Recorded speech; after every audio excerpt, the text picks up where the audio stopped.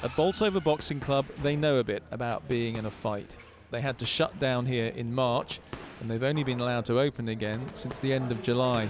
So what do they think of the way Boris Johnson has been handling this crisis? He's doing a good job, I think. Like I said, I don't think, no matter what decision he makes, there's always going to be somebody arguing. So up to the minute, I think he's doing quite a good job.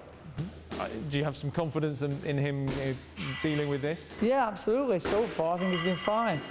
Bolsover is one of the so-called red wall seats. There are dozens of constituencies in the Midlands and the north of England which, after decades of Labour control, swapped to the Conservatives at the last election. In fact, it was the breach in the red wall here in Bolsover, the winning of this constituency, that was the moment when Boris Johnson knew he had a majority. Just up the road at the Pillar of Rock, some had come for a full English breakfast, others maybe for an early pint. There we found Freddy Webley. It's fair to say he's no fan of the Prime Minister. When you vote Conservatives in, you're eating crumbs at a rich man's table. And the working class ought to be ashamed of themselves. Because of what happened in places like Bolsover? Yeah. With Boris in charge, he's clown that year, isn't he? But mainly we found people more supportive, like Brenda and Malcolm Harrison.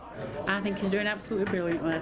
I think he's took over the country in one of the worst times we've ever had, and he's just come up trumps with it. Labour no longer support the working man. The average Joe, they don't support the working man. And yes, the Conservatives have had a bad name, but I think they're getting a little bit of common sense and coming good now, you know. Do you think Boris Johnson is part of that process? Yes, I do, yeah. Sharon worries her gift business could be finished off by another lockdown, but she acknowledges that a government grant got her through the last one. The fact that I got the grant has enabled me to then keep the business going during lockdown. I had to shut because I'm non-essential, so the business was shut for quite some time.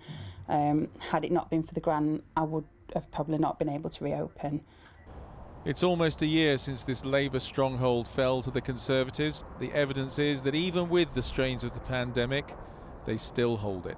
Andy Bell, 5 News, Bolsover.